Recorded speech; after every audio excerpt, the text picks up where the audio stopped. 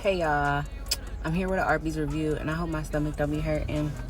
Pray for me, but got an ice water.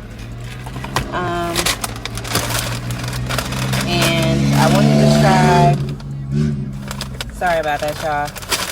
I wanted to try the loaded fries with the, what is it?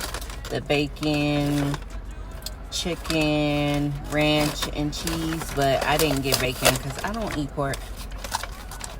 But yeah, they look good. And I got a mozzarella stick too.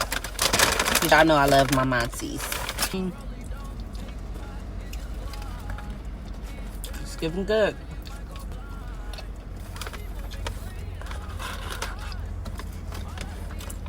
It's good. Mozzarella stick. Cheese claw.